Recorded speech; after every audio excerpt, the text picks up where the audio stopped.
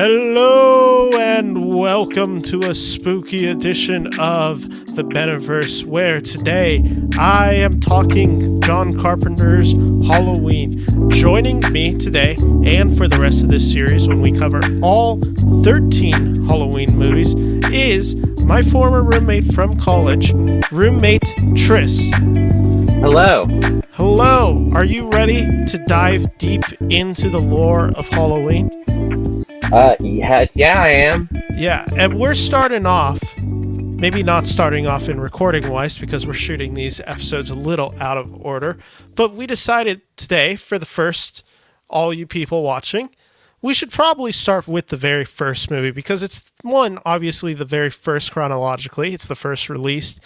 It also sets the groundwork for everything we'll be talking about in the following. You might even say people who decide not to cover the first movie first in the recording order might have set themselves up for failure later down the line. I might have done that. I might have set myself up for failure for Halloween 2. I still think it's a good episode. But with that said, let's just start with the movie. This is Halloween 1978, directed, written, and scored by John Carpenter. Deborah Hill is also a writer and producer on these films. Is she still married to Carpenter? She's dead. How long ago did she die? 2005. Rest in peace, Deborah Hill. I actually did not know that. I guess that makes sense why she hasn't returned for the newest edition of the Halloween films. But everyone knows the basic premise of Halloween. Even if you've never seen the movie, you know what Michael Myers looks like. He's up there. It's trouble seeing the mask from up here. But you know what the mask is. You know his whole deal. He is a guy that goes around with a knife trying to kill teenage girls. And boys. He doesn't discriminate. But he does largely favor the women in this series. And this is the quintessential slasher movie. Basically, every slasher movie you've seen revolves around this idea of who Michael Myers is. And yes, Tristan, I see you're raising your hands. I just want to say that Michael doesn't just kill the men, but also the women. And the children, too? And the children, too. He does kill them all. He's a very Anakin-like killer. Not babies, though. It is very pointed that he doesn't kill babies. That is a very big point for Michael Myers' career, that he refuses to kill kids because he has morals. And honestly, if more people in America had his morals, we'd be in a better place. But with that said, you didn't like that at all. You did not like that at all. I was just trying to breeze past it. I'm just choosing to move on. Yeah, I was trying to breeze past it, and then I saw your face, and I'm like, is he about to just drop out of the Zoom call? Yeah. Or StreamYard's call? Like I said, everybody has an idea of what Halloween is. Even if you've never seen the movie, it's a basic slasher movie. It's probably not the first film you'd fairly say starts the slasher genre. There's other films before this. I think Hitchcock, specifically with Psycho, it has some of those earlier vibes. You know, Texas Chainsaw Massacre comes out before this movie. This is just what popularizes it to such a mainstream degree. And Michael Myers ends up becoming the quintessential horror villain. I mean, there's other ones. I mean, we have Freddie Mercury. All he hear is Lady Hill Gaga. Freddy Krueger is who I meant. We have Jason. We have, obviously, Leatherface. There's a handful, Ghostface, of course, from Scream. There's a handful that have become quite mainstream since then. But it all revolves around how successful this film is. And it does something pretty crazy. It leads to 12 other films coming out in the series, all tied to the idea of what Carpenter established in this first movie. So when we're talking about this movie, I think it's going to be pretty important to not just talk about the film itself, but also the legacy of this film and how it changes the genre of horror. So with that all said, Tris, I think we're ready to just kind of jump into Halloween. Let's do it. And I want you kick off the beginning of the movie.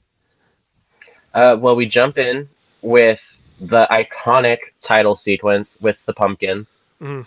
Um, and it's important to note that this is an independent film. Like, this movie wasn't supposed to do as well as it did. Yeah, it's a very good point.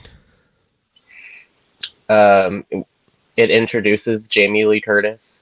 Um, and then after the title sequence, uh, we are in a first person. Um, we are following in first person a mysterious stalker going up to a house, watching teenagers make out, fool around, and then we slowly walk through the house. We grab a knife. One teenager walks out, and then we go up the stairs. The person that we're following puts on a mask, and then we see the naked girl brushing her hair, and he approaches, or we don't know, they approach, and she turns around and screams, "Michael!" And then she gets stabbed. It's one of the most disconcerting starts to a movie that you'll ever see. This is such an interesting because you're right. It is shot in the POV style, which is Uh-huh. pretty atypical. You don't even see that a ton today. It does leave you in this feeling of just confusion. It has this extra level of tenseness because again, the scene where Michael they pull the mask off Michael as he has the dripping knife. He's a 6-year old kid. He looks like a 6-year old kid. He looks like a pretty innocent Spoiler. enough kid. Yeah, spoiler. But he looks like he doesn't look like a killer. Like I said, he looks like a cute kid. And then you're just that starts the mayhem of this movie. It's the opener in 5 minutes. It's a pretty iconic opening. And it's such an important one because it sets the tone of the next 12 installments to come after it. And there's not a ton that I can say about this opening that hasn't already been said in greater words and a greater description than I could ever do. What I will say when watching this opening is you instantly get Carpenter's doing something a little bit more different. It's Mm-hmm. something that feels a little bit more raw, but it also has this stylistic filmmaking to it. I mean, compare it to like films that like Texas Chainsaw Massacre, which comes out in the early 70s. That movie's very grunge in its feeling. It's very dirty. This movie is very choreographed. I actively feel like I'm watching a movie. Like there is a directorial flair that Carpenter has from the beginning, which does one of two things. One, it actually makes it more feel more scary because it feels more real to the world that we are in. Mm-hmm. Two, it also creates this effect of Michael Myers thus feeling not just like a movie character, but something even far beyond that. I want to say he feels like a greater threat, even though somehow he's like, we can tell he's not a real guy. But there's just this, it's the mix of the commercial with the artistic that just allows Michael to feel somehow both over the top and completely sadistic real, which is it's a pretty tough thing to do in general. Yes, it is. And if you've seen any other John Carpenter movie, you know that it's going to have that directorial flair, and Mhm. it's really on full blast here. Like with the wide angle shots, the um oh, what's it called when it's a long shot? Oh, just a long shot. It's a long shot, or you could be referring to a tracking shot if it's the camera Yeah, moving along with the character. yeah. Um, I like how he just follows the actors around. Like it's not. Oh, what point am I trying to make? Why Are don't you go ahead? Are you trying to suggest that it kind of feels documentary in its style? Because that's how I kind of feel like it. That's a POV Yeah, shot, so it kind of feels like you're in the head of Michael, and it's yeah. a pretty like dangerous place to start a movie because we're basically following a protagonist who is a killer. And for the first, like, opening act of this movie, we are following the killer. Now, that does eventually shift the focus to Laurie. But again, what it does so well is it makes something that feels pretty wholly unique within it. And again, it shows Carpenter's ability to understand something greater. Carpenter is very much concerned as a director. How can I put the audience in a sense of claustrophobia where they feel entrapped with this creature? Carpenter's done this throughout his whole career. Obviously with the Halloween movies, but probably most famously with a film like The Thing, where they're trapped in this with this monster that's going to kill everyone.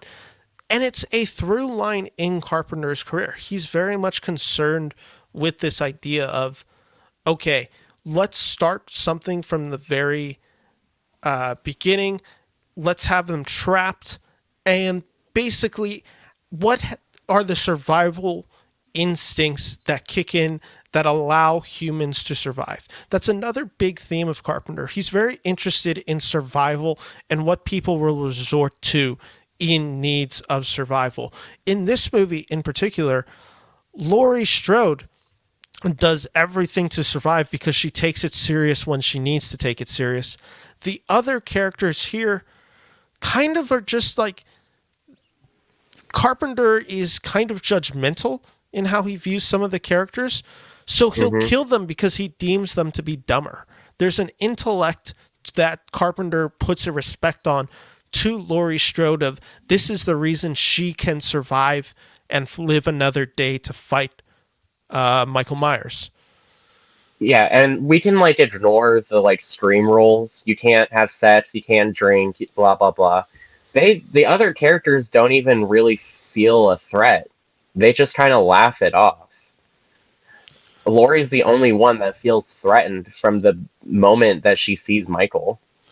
Like and it's not until they meet their demise do they understand that, oh, we're being stalked, we're being killed. It's too late for me. Yeah, exactly. And with that, like, there is this point that Laurie goes through on the journey where she has to react. I think that's what Jamie Lee Curtis as an actress has to do in this film. Her acting in this film is purely reaction to everything else going on screen. And what this allows for is it allows for us to feel in the shoes of Laurie Strode. Because honestly, if we're breaking down the writing of this movie, this isn't one of the 100 best screenplays ever written in terms of its ideas, its messaging, its its intelligence, I would almost say, for lack of a better word. But the reason that what the screenplay is so good is it takes it to such a primal level. Someone is being hunted and there's a hunter out there doing the hunting. Like, that is essentially what Carpenter is concerned in conveying. That also means a bunch of the supporting characters can fall a little flat. I mean, there's a few things, and you've already touched on one of them. This film is made in 1978, and rewatching this film, it's kind of impossible to ignore the disdain that Carpenter seemingly has on counterculture of the 1960s. I mean, it's kind of the idea of like, oh, these things, having sex, partying, taking drugs, drinking underage, these things are all bad. And thus Michael Myers is almost like coming in to kill the people that are doing the quote unquote bad stuff. Now, whether Carpenter means this, I don't think he actually does. I would probably say that this is a modern 2022 reading of the film. When we're watching it, I would probably hasten to guess with the other type of films that Carpenter has made that he was probably not particularly of this culture. He was probably very much anti-culture. I mean, his filmmaking is not mainstream for the most part. But it does make this interesting point of rewatching this film and just feeling this disdain that he has towards certain characters. I mean, there's characters in this film where it actually feels like Carpenter is kind of taking pleasure killing them off in horrific ways. Well, he didn't even write most of their dialogue.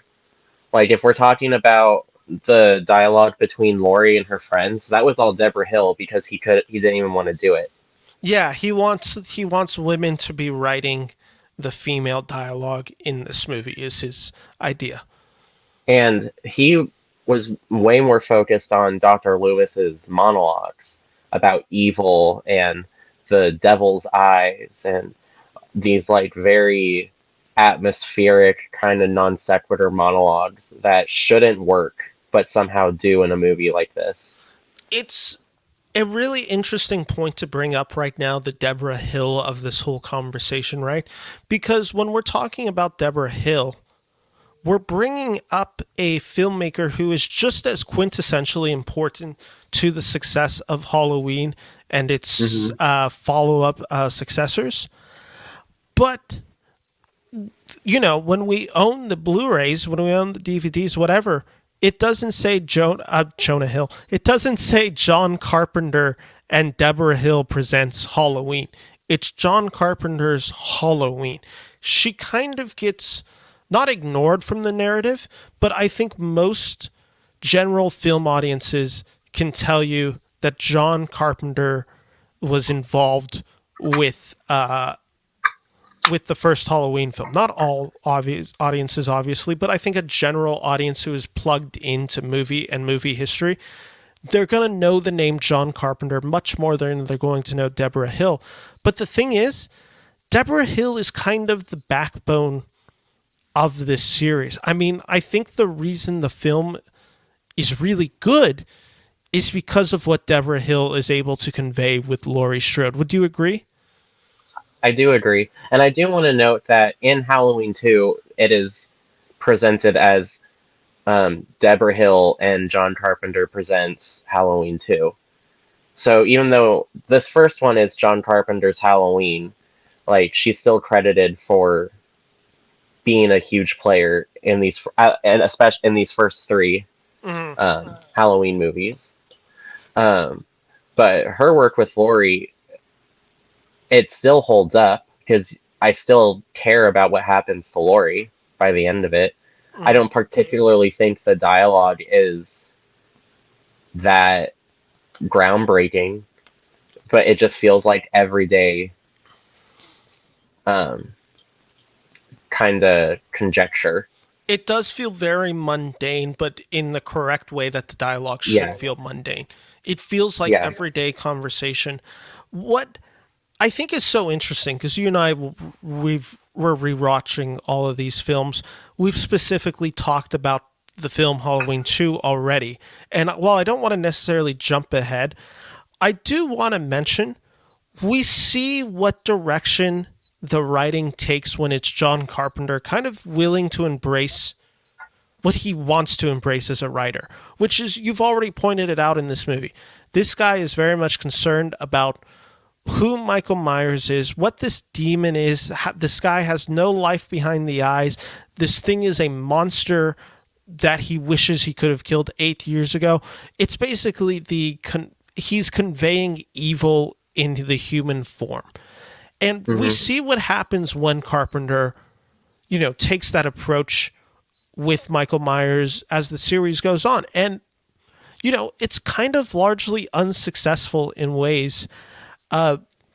What Deborah Hill does in this movie is she allows it to be focused more on the characters of, okay, this is Michael Myers. He's the antagonist.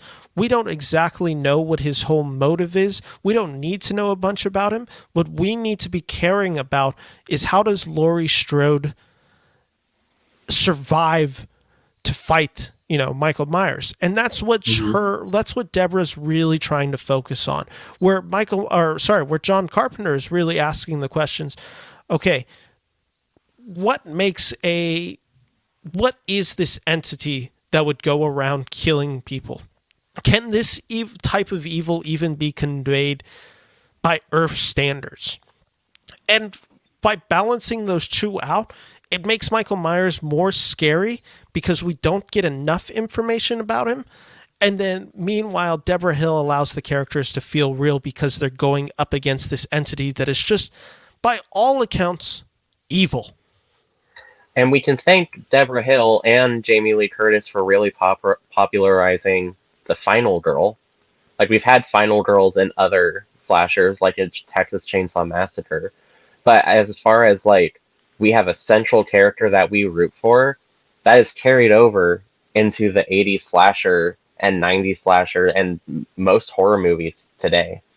Yeah, when we're talking about Halloween, some of the plot points or even ideas that this film breaks or the way the film is structured, the reason it might sound so familiar to even people who haven't seen Halloween is because it's a cliche because this film made them a cliche.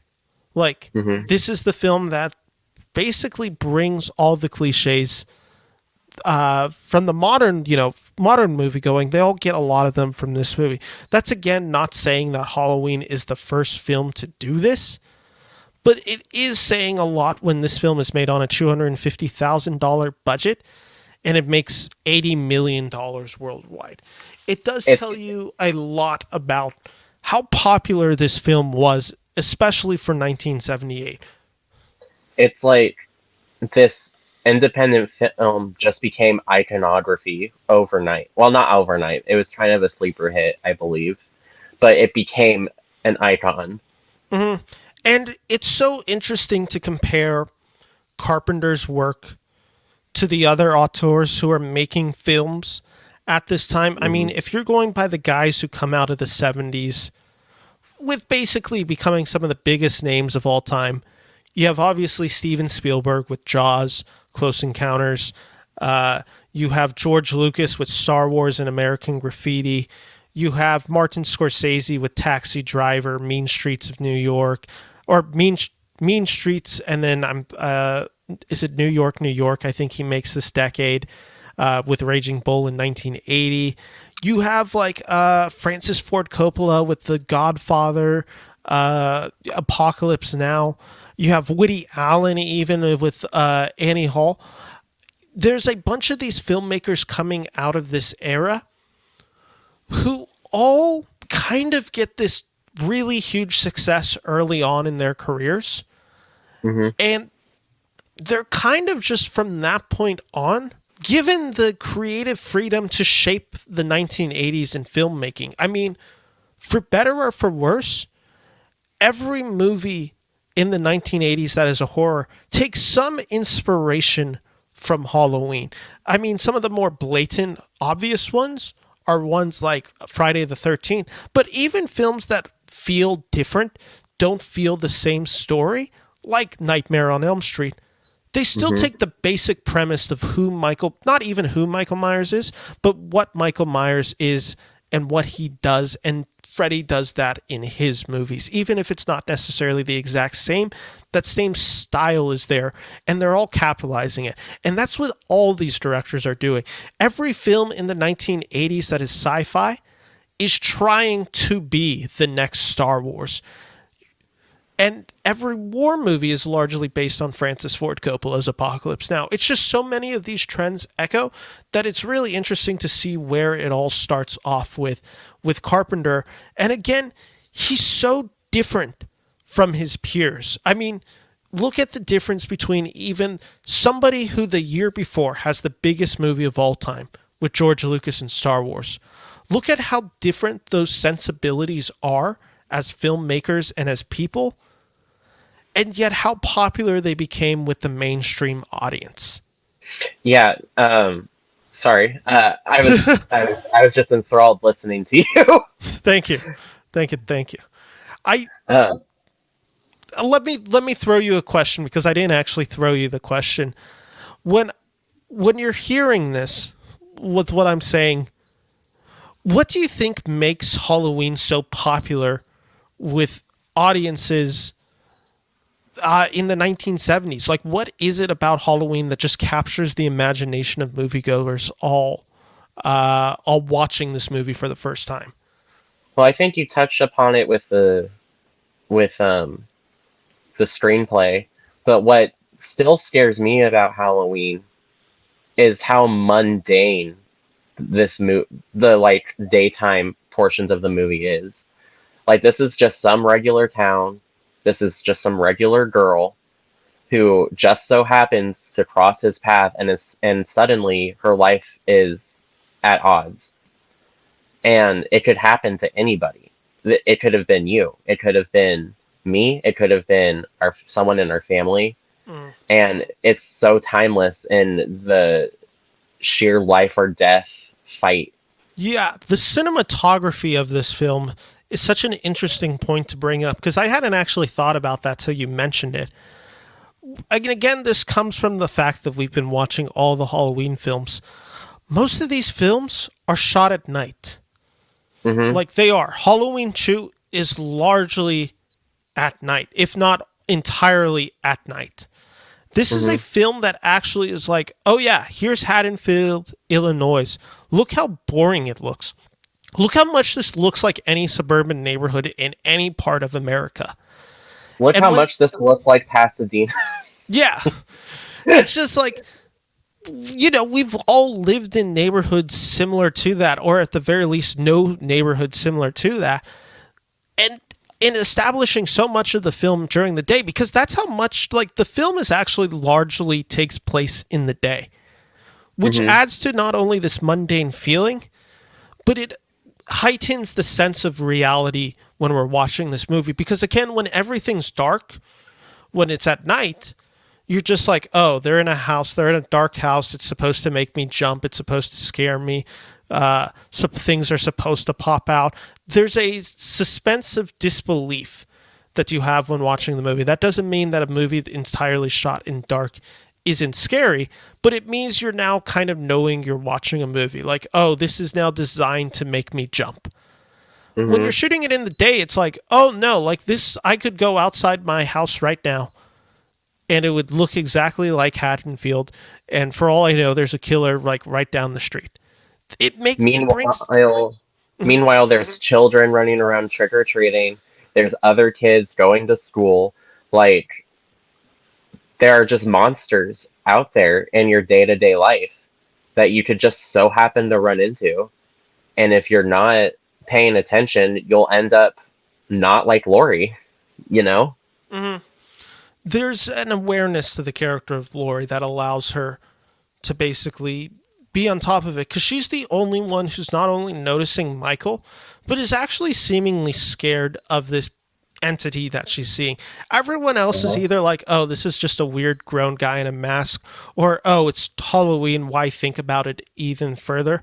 It's an interesting reflection on, and I think this is probably largely based on the fact that I don't know how old Carpenter is when this film comes out. My guess is he's probably somewhere in his 30s. Regardless, he Sure. probably grew up in the 1950s with the nuclear household, with the idea of this is what a good suburban neighborhood looks like. As we go into the 1960s, we kind of learn some of the dangers, maybe not even dangers, but we learn some of the underbelly secrets of the nuclear family slash more specifically the suburban neighborhood, what those allow for, what the structure they create, what the values of them are. And you have this kind of counterculture rebellion that emerges in the 1960s, the protest with rock and roll. This movie has some of those rock and roll tendencies to it where it's just like there's something. And again, wouldn't call this grunge quite like the fact of Texas Chainsaw Massacre is, but when you're watching it, you have this feeling of just, oh, this is like what society looks like. Like this is kind of the mirror held up to society. All great horror films are usually somewhat a reflection on society. And I think this film has that in the idea of like, oh, these are the people living in your neighborhood. Like Hmm. these are the monsters living in there. Like you can't escape that. And with that, like, all said, I think, Tris, and you may agree, disagree with me, does that make this movie harder to relate to as we look at it in a 2022 lens? I mean, for me, it's easy to relate to. Like, even when we went to school in Redacted, I thought I got Haddonfield vibes. Yeah, there is a part of when we're talking about this movie. The point that I was trying to maybe raise there is when I'm watching the movie, it almost feels like the lessons Carpenter is bringing into this film. It's now the truths that we've grown up with because our Yeah, parents watch these films and they're like, oh, maybe, maybe the world's not as shiny and bright as we think it is. Maybe there's some true evil in there, in maybe we this. shouldn't just be playing outside without any parental supervision, you Yeah, know? exactly. Because that feels like such a foreign concept to us. Because that's not something Al- I like got to do in my neighborhood. That Also wasn't. in the oh sorry. No, go for it.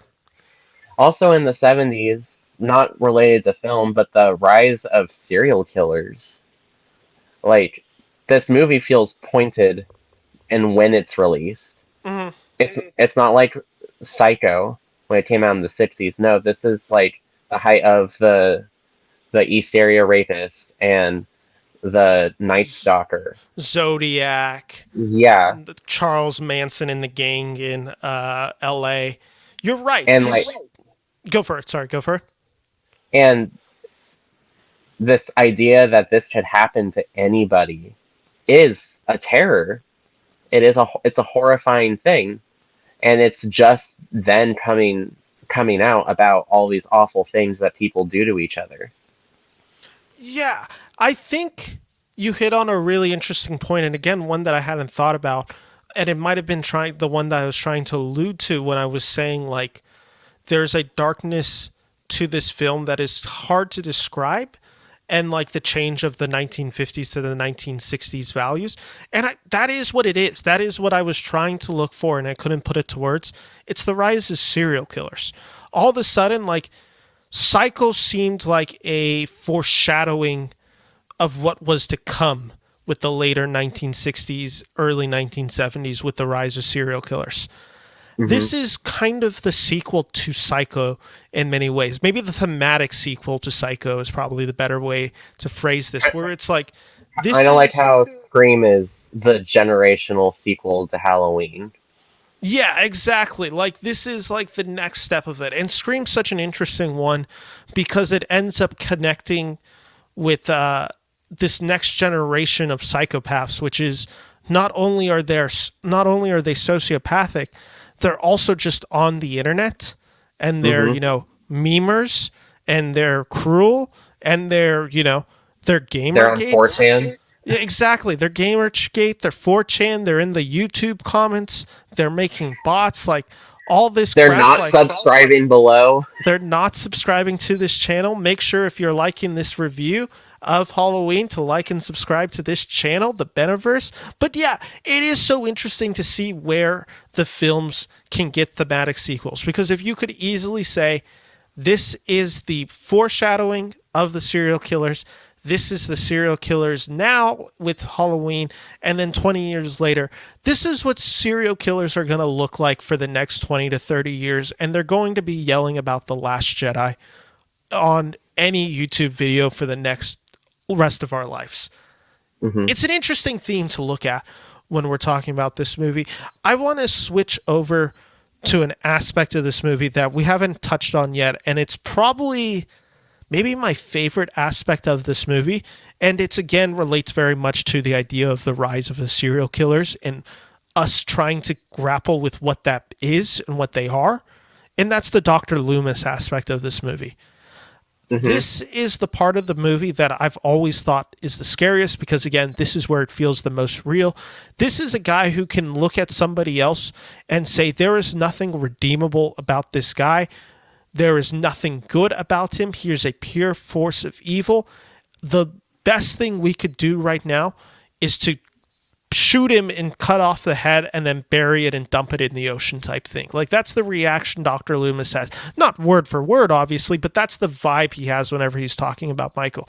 There is nothing good that can come with Michael existing in the world. But what I equate Dr. Loomis to now are people saying wear masks and people just not wearing masks because they don't care. Or not taking a global pandemic seriously when it's right there in their face. Like, Michael is right there. Yeah, and it's I'm trying to think of how much I should go into this, because when we get to the David Gordon Green series of Halloween, this idea probably becomes very exemplified even further. But you're right, this main idea of like, there is a present danger in front of you and you're all kind of choosing to bury your head in the sand. And then it ends up killing the people that bury their head in the sand. And then, of course, it kind of gets followed up with the idea of like, no one's still taking it seriously. Like, that is kind of the point. So, like I said, David Gordon Green is going to get pretty in depth on this, and based on some of the rumors we've heard about Halloween Ends and how he's described talking and writing this movie, he definitely describes it as a COVID metaphor or a current medical insight. But I think you're right in the fact is like, there's these early inklings of what is going to make Halloween. And with Dr. Loomis in particular, there's something interesting about watching a character evolve from the cynicism of the 1970s. This is an idea that it's not an original one, so I do apologize, but I will kind of reiterate it. The idea is that in the 1960s, our movies are much lighter. They're a lot more fun. There's this kind of kumbaya feel to it. It's very pro-America. There's a trust in the government. There's just like, oh, we're taking the message of Kennedy. We're moving forward with Camelot. We are bringing Camelot to America. And then Kennedy gets shot, then MLK gets shot, and then Malcolm X gets shot, and then Robert Kennedy gets shot. You have all these world leaders dead, or American leaders more or less dead. You then get into Vietnam. There's trouble at home. You get into the Nixon era. There's Watergate. I am not a crook. Yeah, I'm not a crook. And then by the time we get to the 1975, our idea of what America is has completely changed, where we're like, oh, we are the home of the brave and we are the country moving forward and progressing. You look at it and you're like, oh, the people that we thought we could trust, we can't trust. The people that are good, inherently good, are going to get killed. There is nothing of value, and it's so cynical is the filmmaking. I mean, you see that so clearly in Scorsese's Taxi Driver, where you're following a sociopath like Travis Bickley, I believe is his name, in Taxi Driver, and you're following these characters who are just like, they kind of represent the worst in us, and it's like, no, these are the people that we live with. These are the people that represent America more than the idea of the Kennedys did 15 years ago. And that's what this film is largely at times grappling with. It is like this, it is this thing when you look at Michael Myers. It is just the reality of like, the reason he feels so real is because he is everything we kind of hate about America at this point. Like, he is the true representation of America. He is unlike the character in Psycho, the killer in Psycho, he is not this, by any means that we can see, this mentally abused, physically abused mama's boy who's just been like, whose mind kind of broke after like decades of abuse. There is just no answer to why Michael is Michael. And that makes it a much more scary for Americans to grapple with. Like, before it's like, oh, well, okay, this is such an extreme circumstance that can only happen in this way. This is the type of monster it creates. We can understand that because there's a psychology to this. When you're examining a guy like Zodiac, when you're examining a guy like the Golden State Killer, when you're seeing all these murderers come out, when you're hearing about like you have these deep conspiracies with the Kennedy family, and you're just like, there seems to be no answers. Michael Myers seems to be the answer to that question. Like, well, why can't I answer this question? And it's to quote a movie that summarizes this line kind of perfectly, which is The Dark Knight. Some people just want to watch the world burn. And that's Hmm. kind of what makes Michael Myers the most terrifying in a lot of regards. And when you're watching Michael Myers, Tris, is there is he the guy like out of all the big killers in horror films? Is he the guy that scares you the most, or is there something? Are there other ones that do it more for you? For me, it's either this portrayal of Michael Myers or it's Freddy Krueger. But when he's basically turned into Jason in the sequels, he doesn't scare me anymore. We're But when it, talking when Michael turns into Jason, he doesn't scare you. yeah, when Michael is a force of evil, everyday person, that scares me. That is like I can walk to the mail and piss off somebody, and then I end up killed. Like that. That terrifies me. Yeah, and it comes back to again this thing Carpenter establishes very early with the pulling off of the mask. You know, when you Hmm. watch, and I've been doing this. I keep saying I won't do it, but where I compare it to other films, but it's just going to have to become natural when we're talking about this. When you watch the Rob Zombie Halloween version of this movie, the kid looks like evil. Like he has this punk vibe to him. He kind of like the way he carries himself, his demeanor, everything about him just kind of screams trouble. In this movie, that kid doesn't. Like that kid, if you took away the knife and you just saw him walking in a crowd with like 10 other boys, you wouldn't look twice at him. Like No. and that's the brilliance of what Carpenter does with this movie and with all of these characters. And now let's just like I want to really dive into the filmmaking aspect of this movie. We've already talked about the classic like Carpenter long shots, the killing where he goes from one to one to one. What is your favorite like scene in this movie? I think my favorite moment in the movie is the very end of the movie where Laurie looks at Dr. Loomis and says, "So it was the boogeyman." And Loomis says, "As a matter of fact, it was." It's that whole final 5 minutes is my favorite scene of the movie too. Why do you like it so much when you're watching it? Well, Laurie spends the whole movie being stopped, basically the whole movie being stopped, and then the moment she's put in this babysitter position, she no longer is allowed to be scared anymore. She has to be the parental figure. And when she's dealing with Tommy, the kid she's babysitting, who believes in the boogeyman and is scared of Michael also, she has to put on a brave face for him and almost kind of loses sight of the danger. And then once she almost gets killed, she finally comes to grips saying it was the boogeyman. Like Yeah. no human could no human could do this. It was the boogeyman, and it's almost like a sad coping mechanism for her. It's the scene when I'm watching this movie that I think is the most frightening and unsettling because it is just like the idea of like how do you describe pure evil? Like it has to almost feel fictitious when you're describing real evil. So you have to Hmm. call it something like the boogeyman. It has to have some sort of concept that doesn't really exist. There's no, obviously boogeyman, but you have to personify something that otherwise has no personification.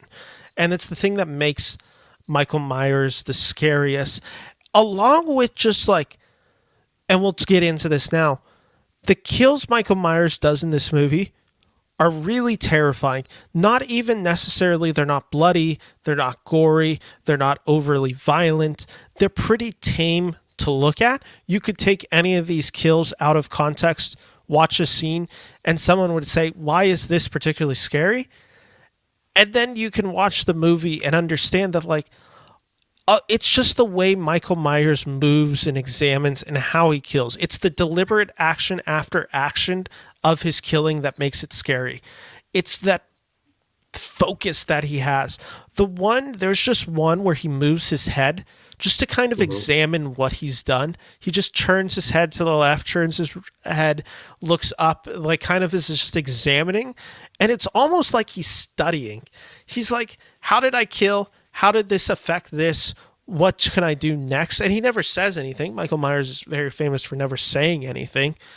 But that is what the character is doing. There's just this methodical nature to everything that Michael Myers does, which makes him much more scarier. And that's again where just this obsessive nature of Michael comes through. And it's interesting because some of the sequels lose that with him, where again, you're right, he does just kind of become Jason and he's a mass murderer. Michael isn't a mass murderer in the sense that, like, it's not everybody who's in his way gets stabbed, as some of the later sequels would suggest. This is like, no, Michael is killing very certain types of people for very certain reasons at a very certain, like, time and place of death.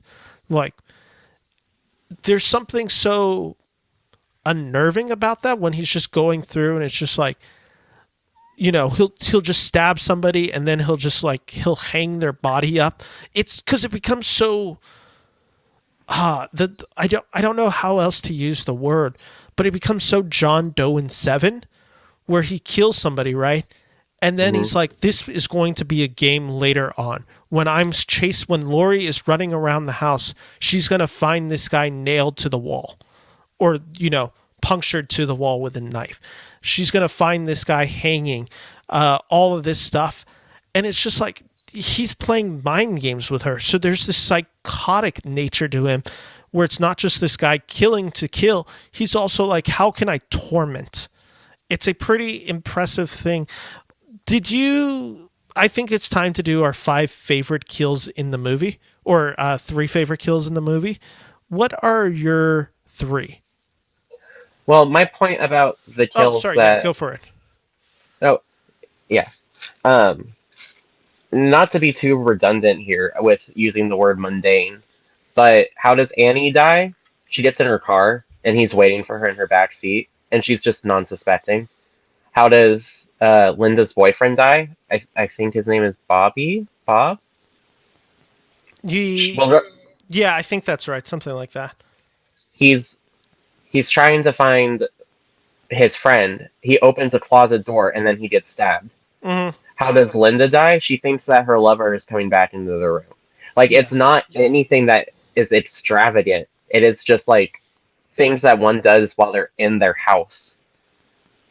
You know? Yeah, and with this not extravagant point, what's also pretty shocking about it is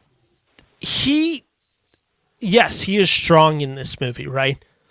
But he doesn't come off as, like, non-human in his strength, as some of the sequels will later personify him as.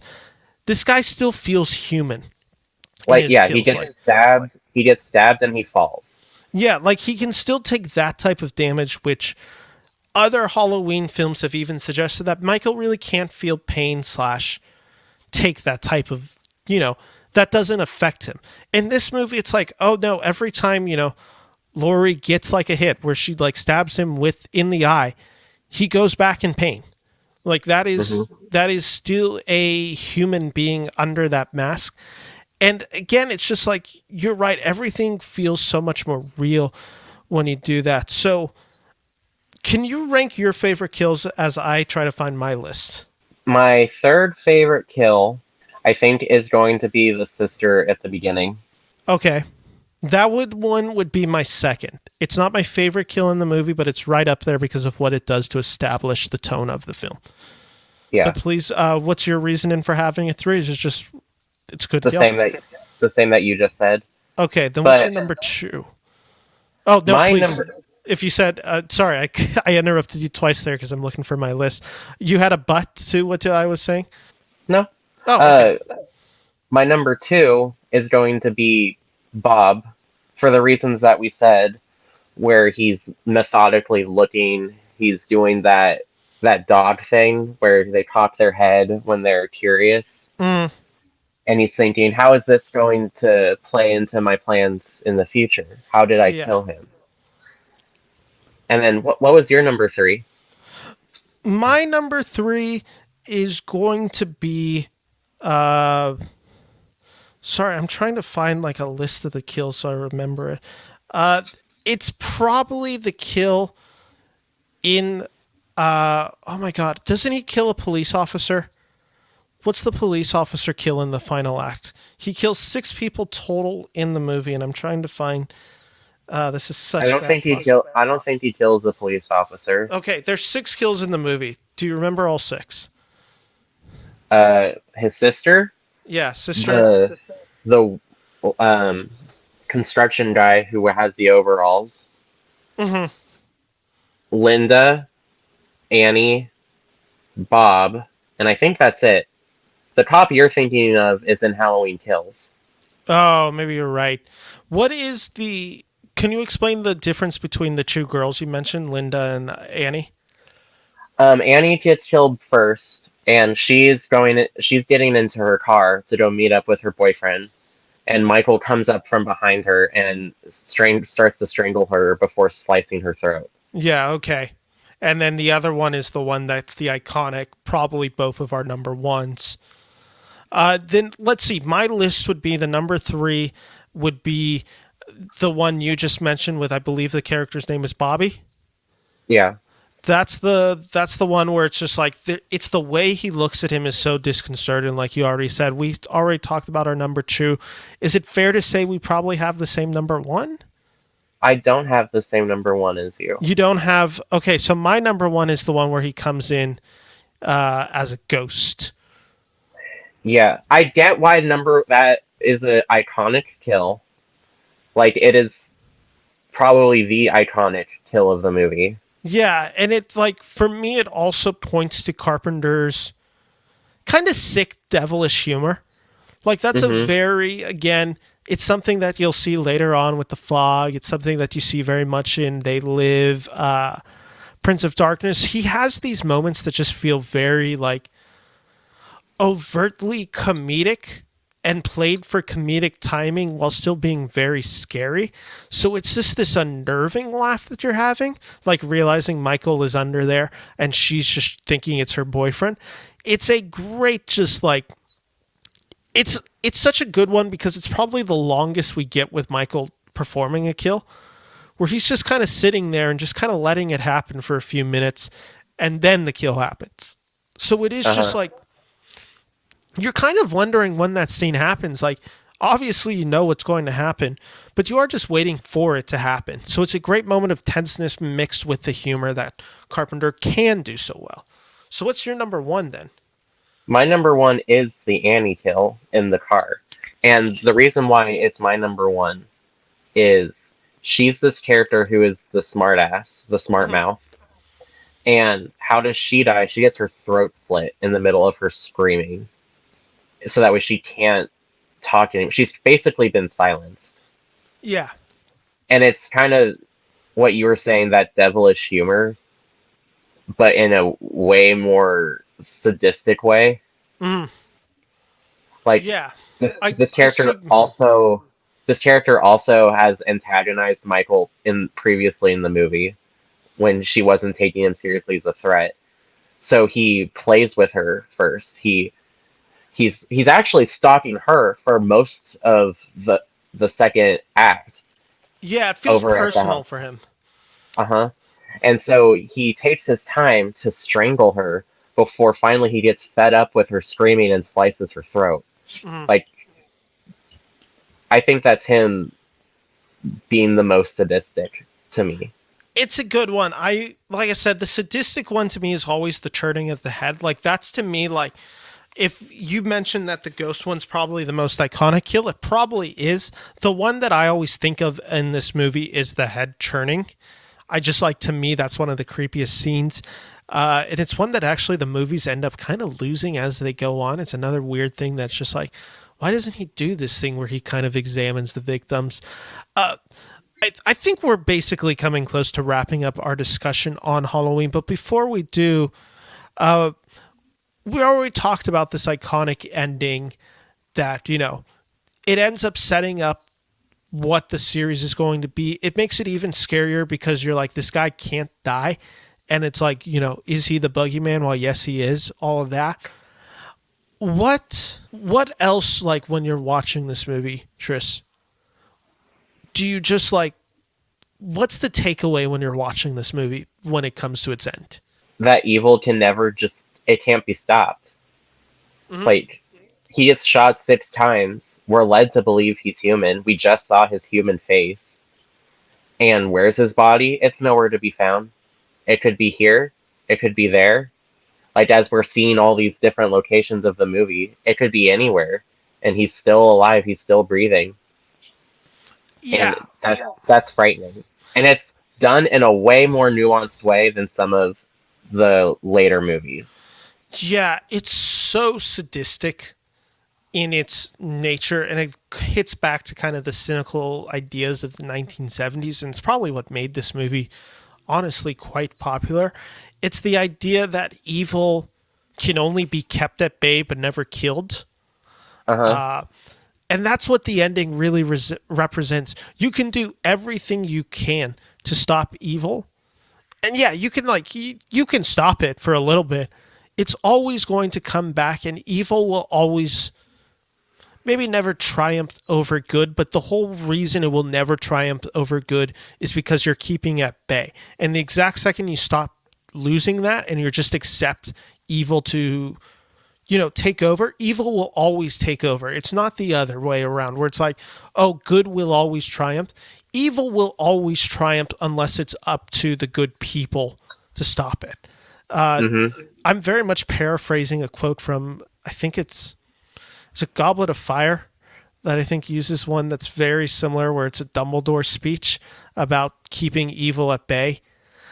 It's a very similar idea in reality, and I think it just makes for it to be all the more scarier because when you're done with this movie, you're just left with this sink-in feeling of your stomach, like, oh, it's not over. Like, it doesn't really, everything that just happened means nothing. It's meaningless Mm-hmm. because they ultimately get nowhere.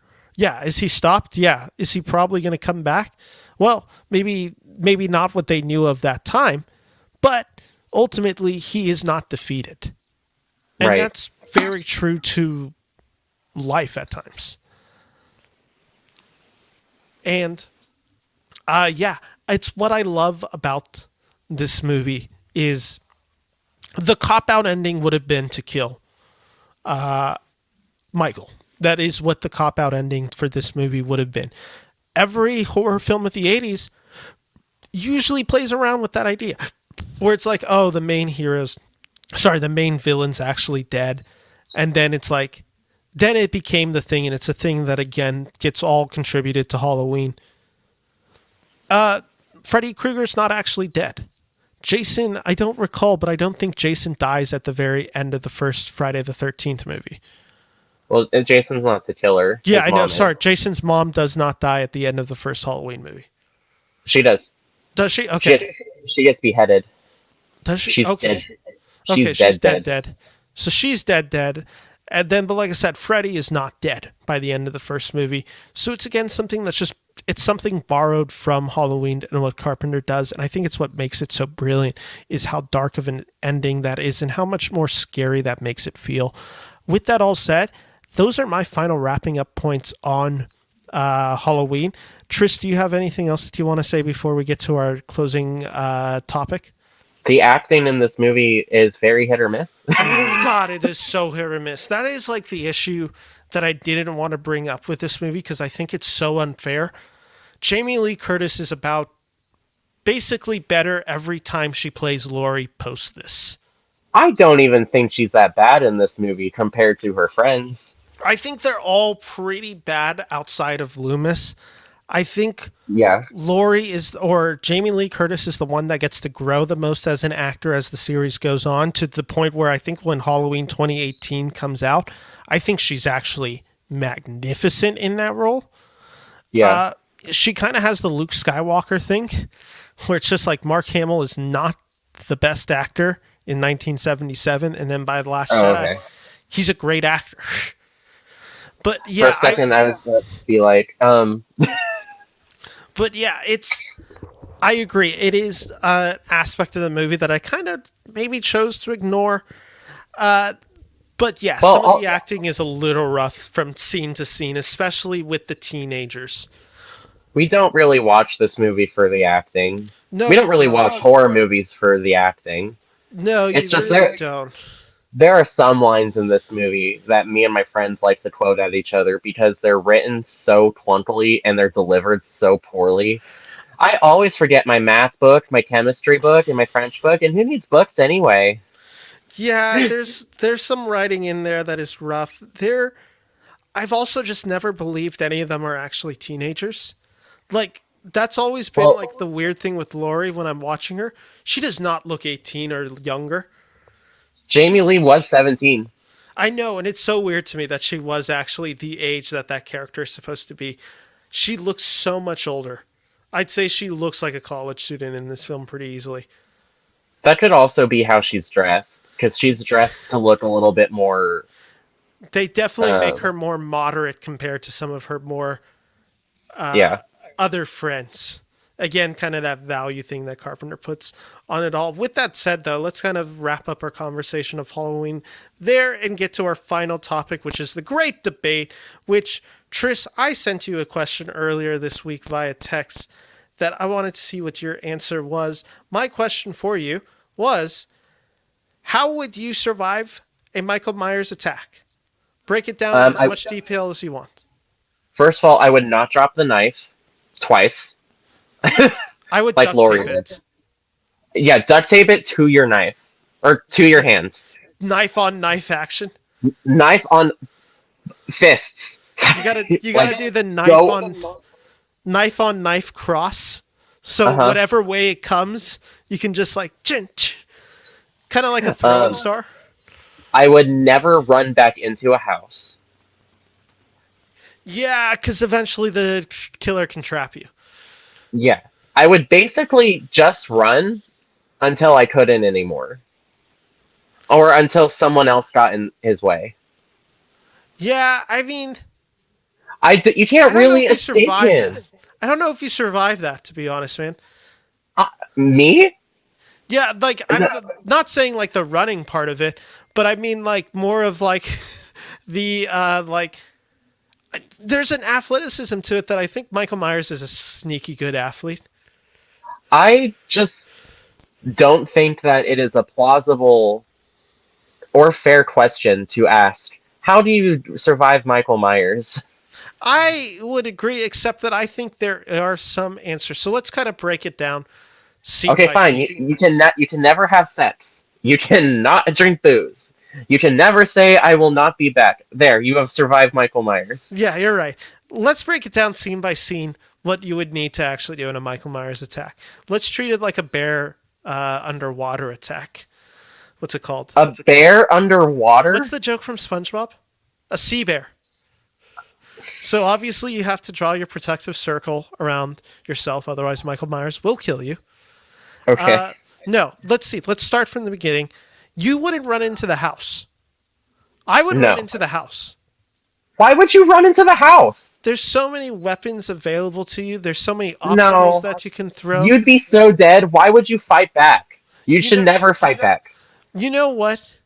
You say that, and I know for a fact there is true documentaries about a 9 and 10-year-old boy who gets left in Chicago and then in New York and is able to fight criminals. Those. Oh. Listen, I'm Oh Michael my god. Myersing the house. Or I'm home aloneing Michael Myers, I should say. No, you cannot Home Alone Michael Myers. Why? Why can't you I. throw the paint can at him? Why can't you throw the paint can? Do you know she never tried putting Hot Wheels down on the ground? He I could don't. trip. He could Who- trip. Michael Myers is But not the whole. natural to tripping. The magic of Michael Myers is you don't see him coming. Yeah, Kevin but McAllister saw them coming. yeah, but I mean that's the issue. Like, what if you all of a sudden like what I would do? First big thing, you got to make sure you got to eliminate the silence of Michael Myers. I'd put water all around. That way, wherever he's walking, you'll hear splashing. He's in those Why big not? boots. Why not bubble wrap? That you'd have to have bubble wrap in the house ready to go. Water is But something why that's would? going to be in all houses. Yeah, but then you're just like drowning your house. No, you're not. You're just creating little puddles. You just want to make sure that wherever he walks, he can't sneak up on you. That's the big thing. That's the one biggest key to surviving a Michael Myers attack is you can't let him get the element of surprise on you. You So you gotta want to Jamie Lee your house from Halloween 2018, yes, I basically. think that's the key to survival is you got to make sure you always know where he is, where he's always coming from, and that you have the element of surprise on him at all times. At that point, then the key is, and a lot of characters do it wrong. They try like they go for the body, they shoot him. It's the same thing. It's the Thanos principle of it. You got to go for the head and Yes. specifically the eyes. If you can blind Michael Myers, all of a sudden you have a chance. And if that's the one thing we've seen from all the movies, he is not impervious to his eyes. He will still be affected if you stab him good in the eyes. So you get the one Or drop down shoot him. attack.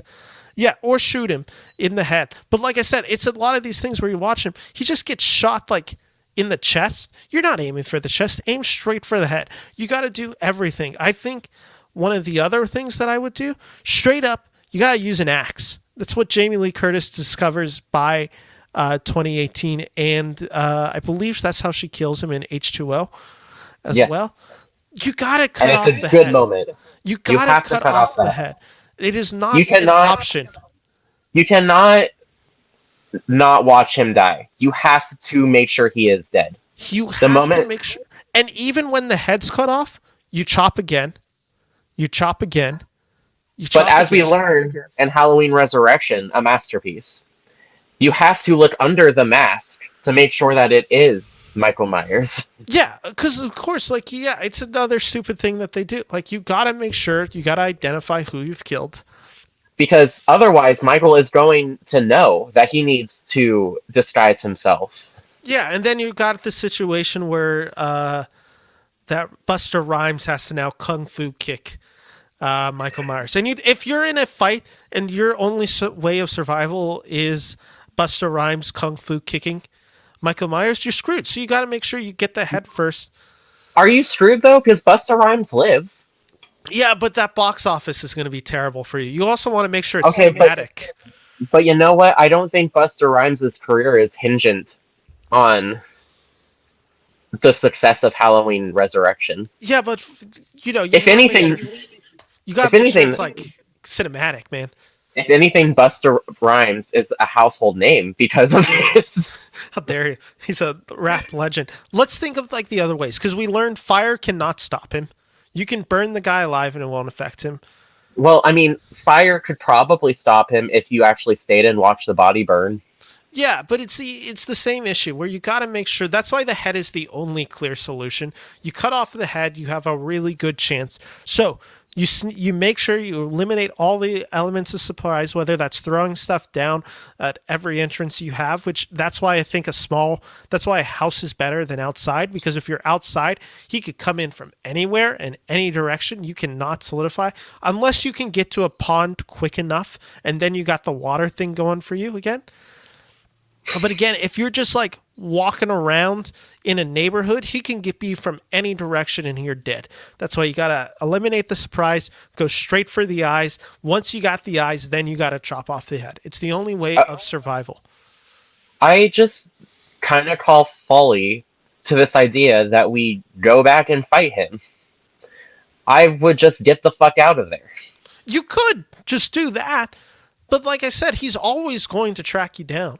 Like that's the Nah, issue. Michael Myers is like, I'm not a fighter. I'm a get the fuck out of there kind of person. yeah, but they always die. No, Lori isn't dead in this timeline yet. Yeah, but she will be.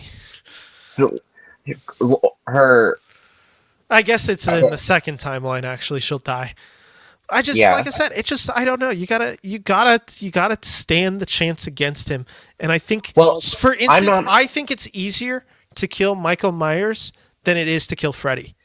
Yes, Because Freddy's Freddy, not is dead. yeah, he's a conceptual idea. Like you have to sleep. That's what makes Freddy so terrifying. Michael, Uh like I huh. said, you just have to do everything. And it's like it's what pisses me off about Halloween Kills because they have Michael Myers like dead to right. They got him. And nobody in that scene is going for head damage there. It's like, what are you doing? Body blows? Yeah. No Tasing one him? brought. No one brought an axe or a Yeah. shotgun. I don't know. You gotta Only one blow up the person head. brought a gun. Like, It's a mess.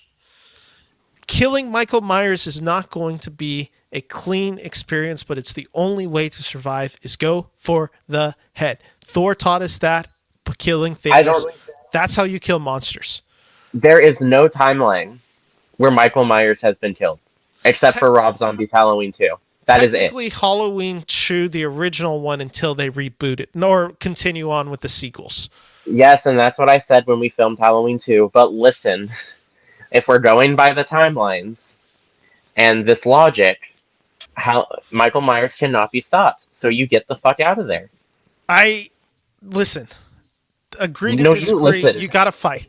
You gotta fight. You This gotta is put up the good this is fight. the this is the great debate, and I'm saying you can fight all you want, Ben, but I'm getting the fuck out of there. And you'll eventually be tracked down by Michael Myers. So let us know who won the argument. Are you leaving and never looking back, or are you standing the chance to fight Michael Myers and prove evil can be conquered after all? Let us know in the comments. Thank you all for watching this video. Halloween, the first of 13 to come out. And if you like this video, make sure to like and subscribe. My name is Ben. With me is Roommate Tris. Thank you for watching. Take care. Bye-bye.